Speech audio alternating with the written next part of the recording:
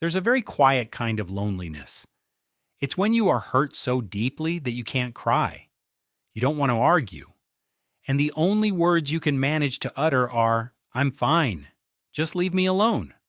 In relationships, this silence is almost always weaponized by misunderstanding. To an outsider, it looks like coldness, punishment, or plain emotional cowardice. But what they don't know is that behind that stone wall lies no indifference. It is a silent scream.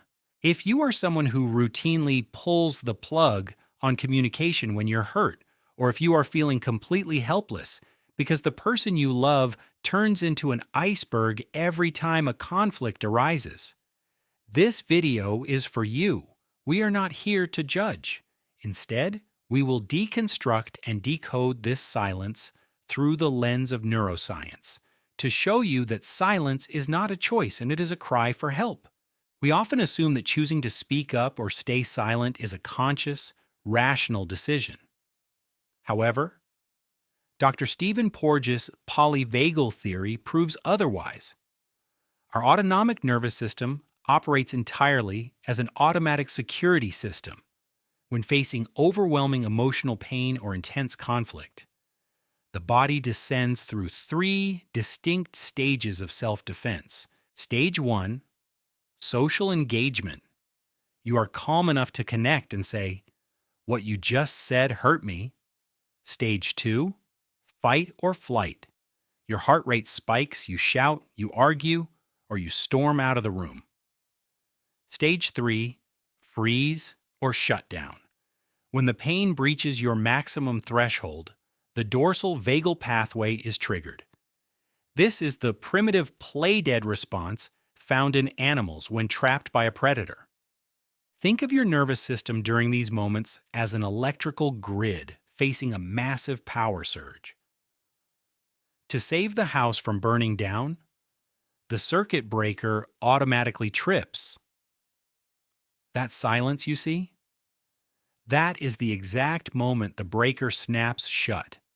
Biologically, the brain's emotional alarm center is screaming so loudly that it completely hijacks and disconnects the prefrontal cortex, the region responsible for logic, reasoning, and language. Your speech center is literally locked. Demanding that a person in a freeze state talk to you is like repeatedly pressing the power button on a computer that has been unplugged from the wall. It cannot respond, not because it refuses to, because it can't. No one is born an iceberg. This freeze response is a survival mechanism chiseled by time, usually tracing back to three deep-seated roots. Root 1, the childhood memory box. According to John Bowlby's attachment theory, our adult coping mechanisms often reflect our childhood environment. A child who cried only to be told they were annoying, who expressed anger only to be punished, or who showed sadness only to be ignored, will eventually internalize a brutal equation. Expressing emotion equals abandonment. To survive, they learn to swallow their tears and build a fortress of silence. Years later, whenever a conflict threatens a relationship, the inner child panics and flips the exact same survival switch, retreating deep into that old fortress. Root 2, the ghost of toxic relationships. Many adults learn to freeze after surviving relationships where their words were weaponized against them. If they tried to explain, their partner twisted their words. If they cried, they were accused of playing the victim. After spending enough time in an environment where anything said can and will be used against them, the nervous system adapts by shutting down communication entirely.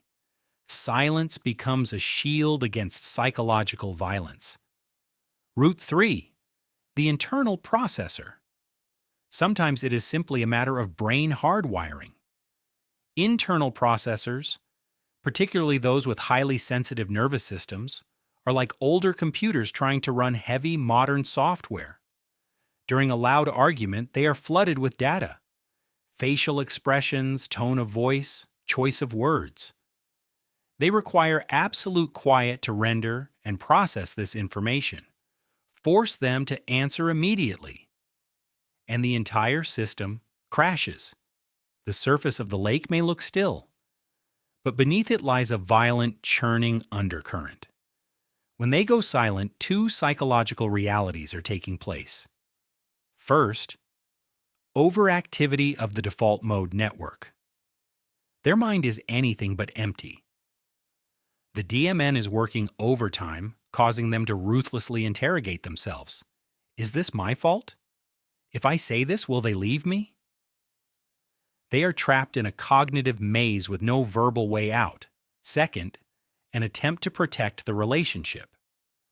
Dr. Dan Siegel's concept of the window of tolerance explains that when we are pushed outside our emotional window, we lose control. Deep down, silent individuals know they are on the verge of emotional explosion. They choose to internalize the storm, to prevent toxic, devastating words from escaping and destroying the relationship forever. Their silence is a shield meant to keep you safe.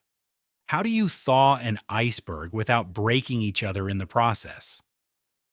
If you are the partner, practice demand-free presence. Stop chasing them. Stop standing outside the door, demanding answers. Instead, send a safety signal to their nervous system so the circuit breaker can reset itself. Try saying, I can see that you are completely overwhelmed right now and I want to respect your space. I'm going to step into the living room or go for a short walk. Whenever you feel safe and ready, I am right here to listen, completely judgment-free. The moment the pressure to perform evaporates, blood flow naturally returns to the brain's language centers. They will find their way back to you, on their own. If you are the one who goes silent, establish a rescue bridge. Silence may be your shield, but if you hold it up for too long, it becomes the prison wall that cuts you off from love. You don't need to force yourself to articulate complex emotions when you're hurting. You just need to flash a yellow caution light.